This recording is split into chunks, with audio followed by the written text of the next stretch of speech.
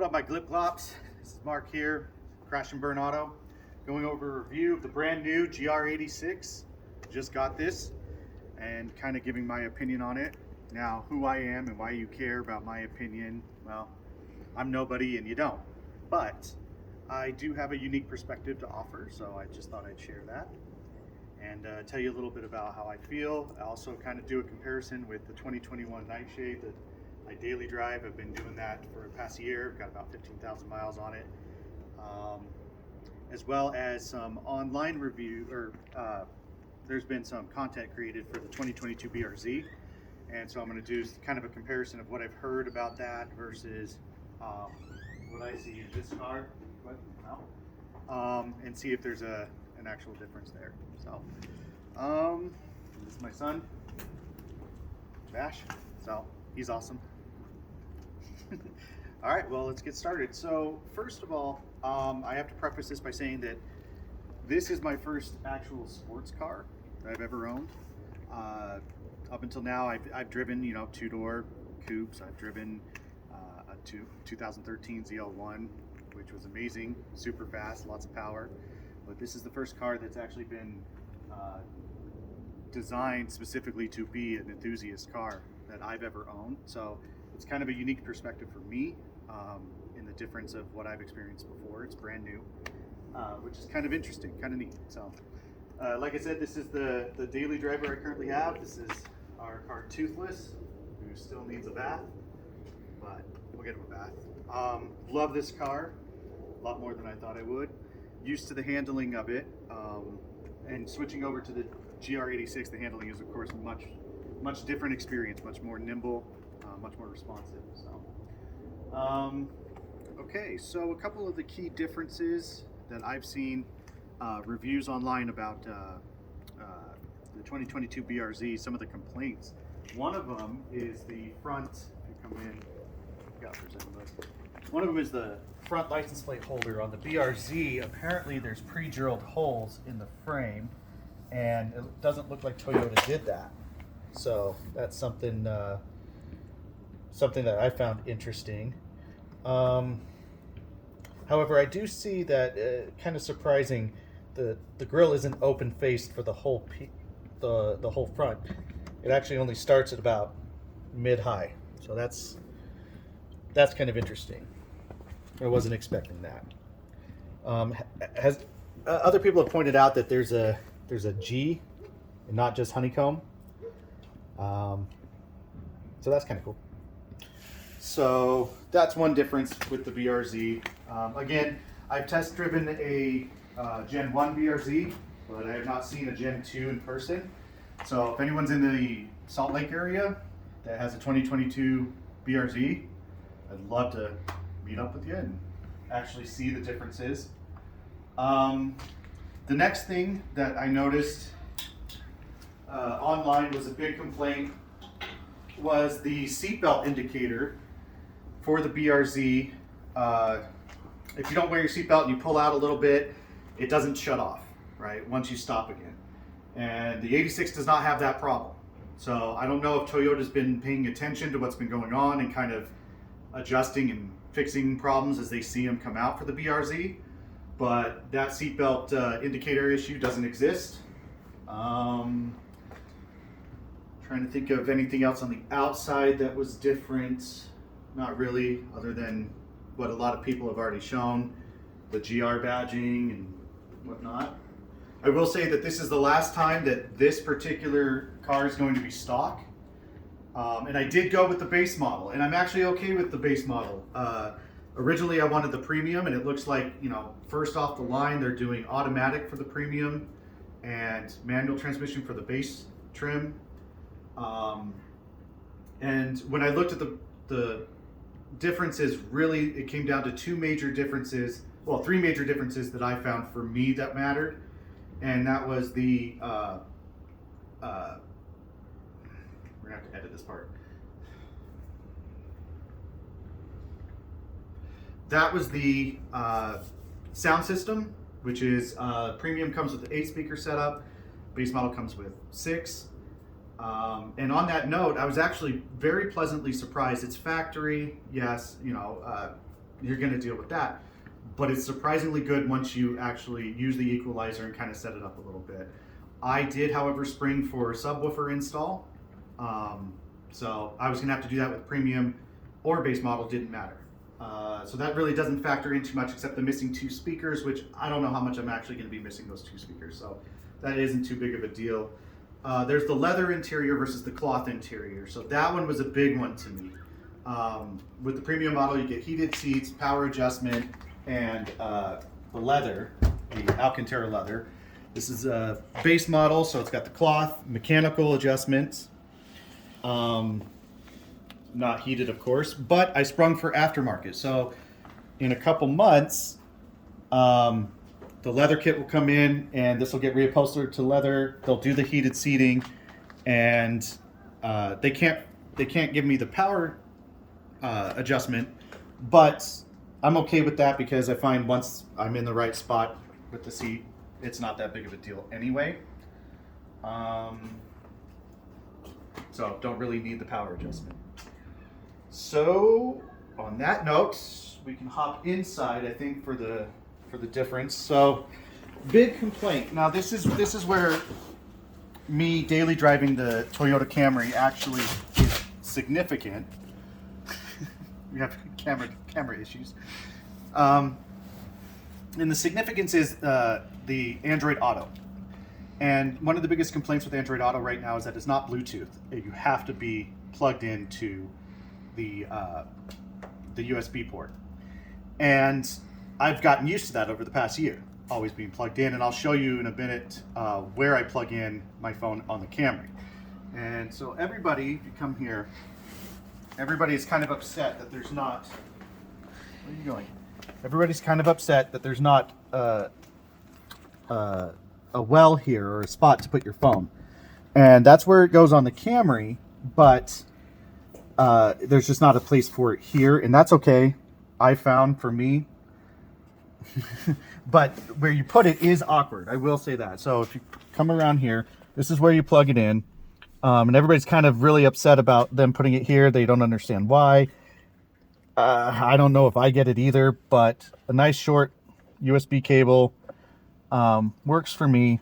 Plug it in, and it sets down right in the cup holders. Now, as far as the drink holders go, so one of the big things that people talk about with the BRZ reviews is that the drink holders are too far back behind them. They have to really be, reaching back to get to them. And I don't have that problem here.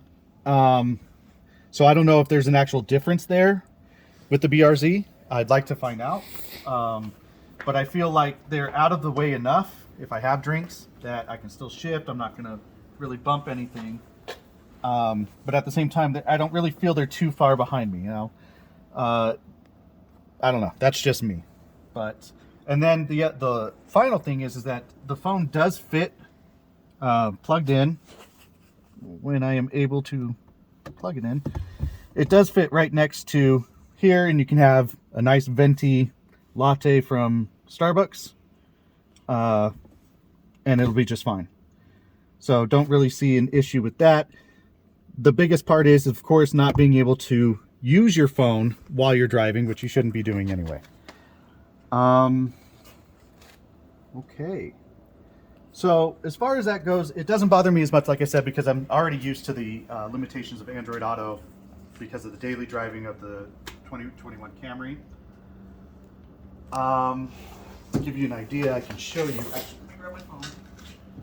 So because I have a massive phone, it's a Note 10,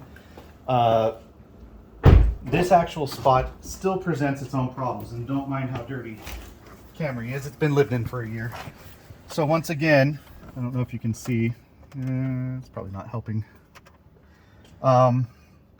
Nice small USB cable, plugs in right here, and the phone sits in here.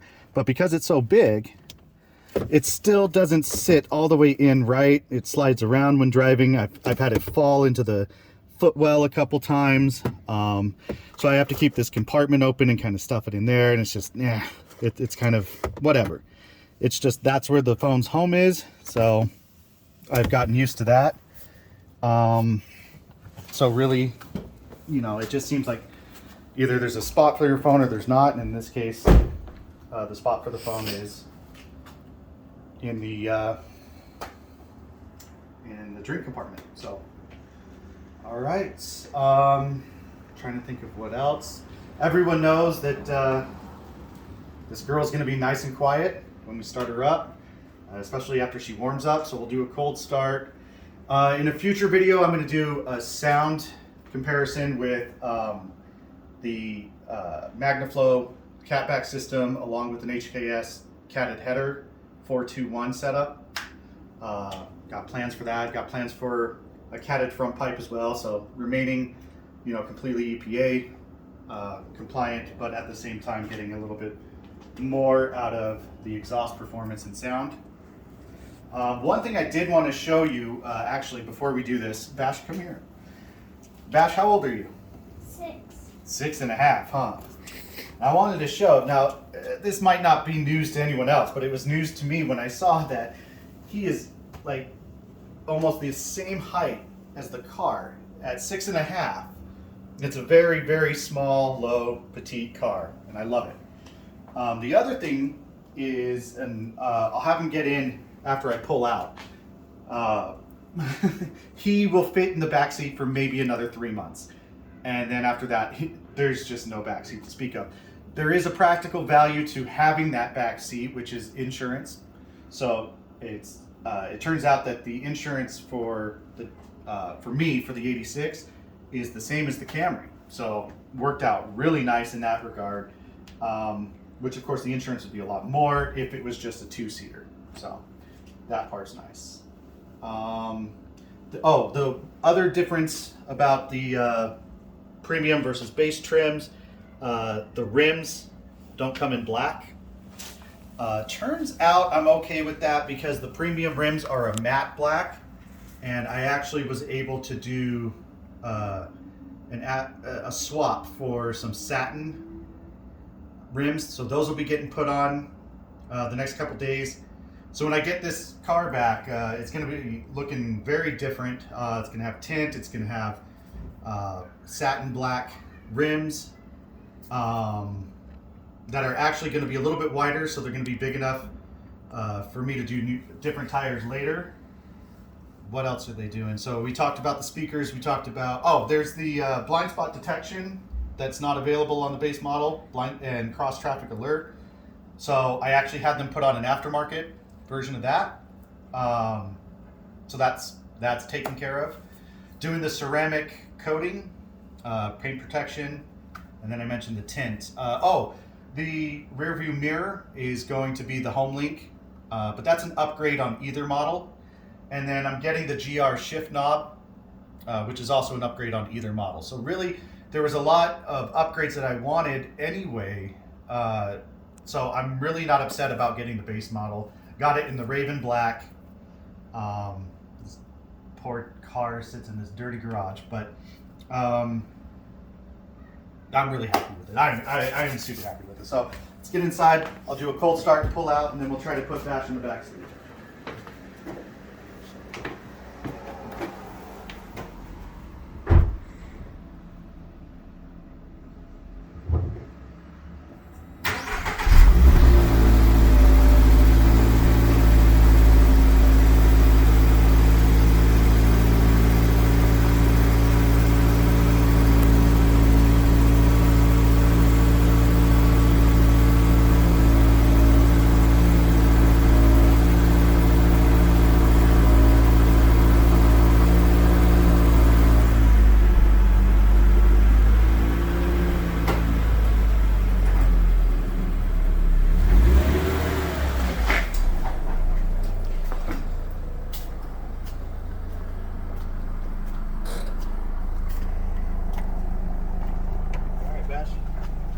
Seat.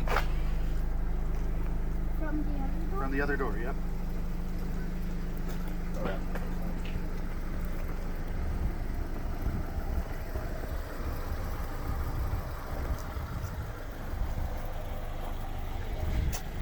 Hang on, bud, please. Okay, here we go. So, oh, I'll have to snap that back in. Go ahead. Alright.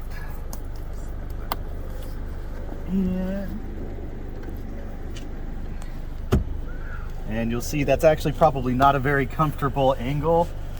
But yeah, get in there and you can see like the leg room, if that's what you want to call it.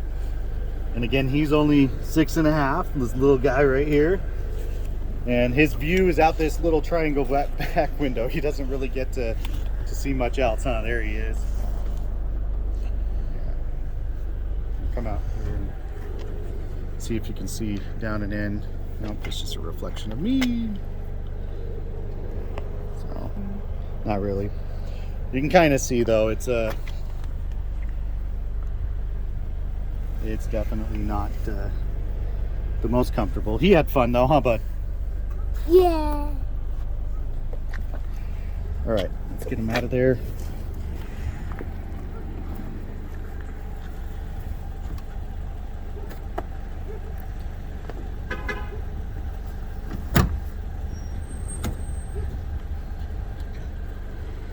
All right.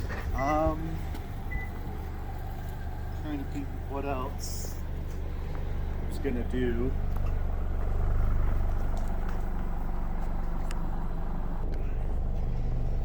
I don't know if that comes up. Yep. I wonder what that spot is. Anyway, what else was I going to do? What else was I gonna show you?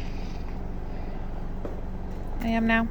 Alright, so one other thing that I wanted to mention, in the future video I'm going to be doing a sound comparison. So there is the active noise control, which funnels sound into the speakers, pointing at the air, into the speakers as artificial sound engine noises.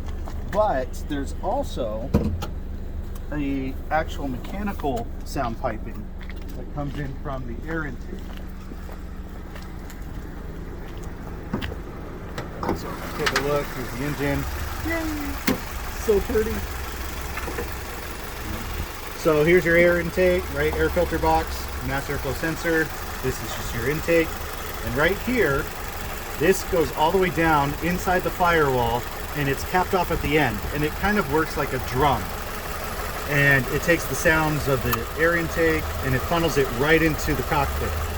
And so what I'm going to do is a comparison of shutting off active sound, with having this still plugged in, taking this, pulling it out, seeing what that sounds like, and then plugging the active sound control back in and seeing what it sounds like on all four possibilities there. So look for that video, I guess. Other than that, I don't think this will be any cleaner ever, but pretty nice. I will say that as far as handling goes, this car is amazing. Again, it's my first experience as an actual sports car, but everybody's talking about how they can't wait to put on coilovers and see the response with the coilovers. And for me, the suspension is so nice. The handling and the control is so nice, just as is stock. You know, I have been daily driving the Camry, which is another amazing car when it comes to handling. It's a mid-size sedan, of course, so it doesn't handle as nimbly. But I thought I was comfortable in that car, and it turns out this car is just even better, of course. So, got lots of plans for this car. I can't wait to show you guys. So, lots of aftermarket stuff I want to do to it, cosmetics. I'm already looking at a lot of things coming out. Everything's on pre-order right now, so I'm trying to get things pre-ordered, but hopefully we can do some things like the catback install.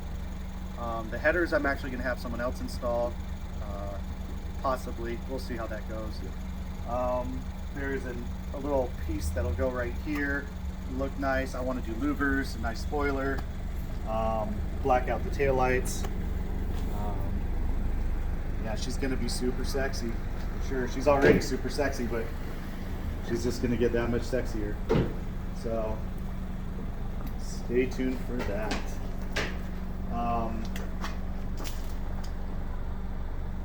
guess that's about it for now.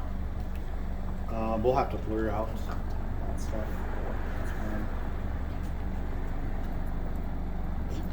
All right. Well, hope you guys enjoyed. If you found any of this useful, pass it on. Let someone know.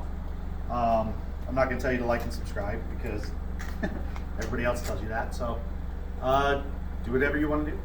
But share the video if you found it helpful.